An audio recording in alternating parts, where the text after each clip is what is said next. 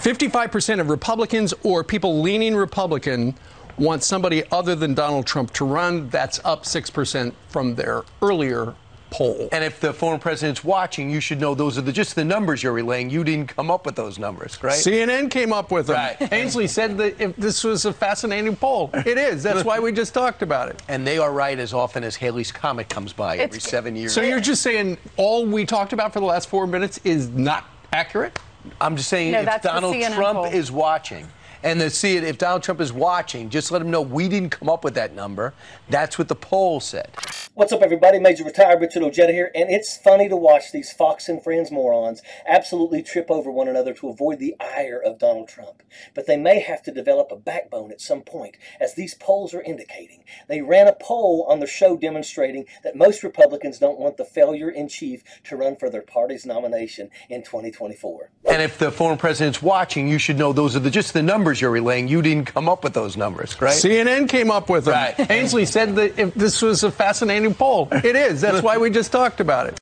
Yeah, but live TV can be, well, revealing. Let's look as that smile begins to fade from Mr. Comey's face when he realizes he is caught live on camera with a co-host talking again about these Republicans who, let's keep it going, just don't like Trump as much as they used to. He almost looks like he's concerned someone might catch him not saying this, but just being near it. And immediately, these shameless lackeys started softening the blow to their former master's ego, because they all know that Donald Trump does nothing but keep his nose glued to the TV all day, scanning for comments about himself like the true clinical narcissist that he is. Watching these Fox and Friends rats squirm is something to behold. They have to play the fence line, you see. If they knew for sure that MAGA was no longer the cash cow, they'd jump that ship in a heartbeat. But right now, they have to cozy up to all corners. Trump, Pence, DeSantis. They don't know who's going to be their proxy golden cow that they'll have to put on a pedestal and talk up 24/7 for the next 2 years.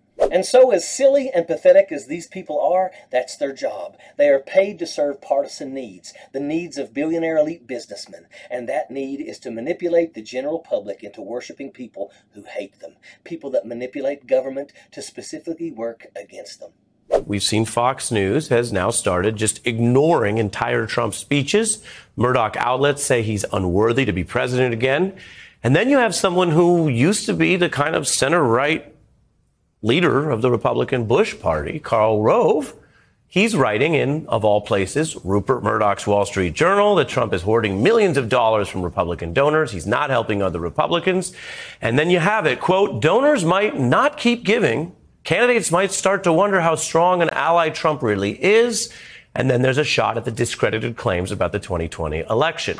Those Fox talking heads are not news anchors. They are actors. And so when they get a script that puts them on a tightrope between the devils they're paid to promote as saviors to poor white America, it makes them sweat. How can they appease the mentally unstable candidates and the irate viewers at the same time?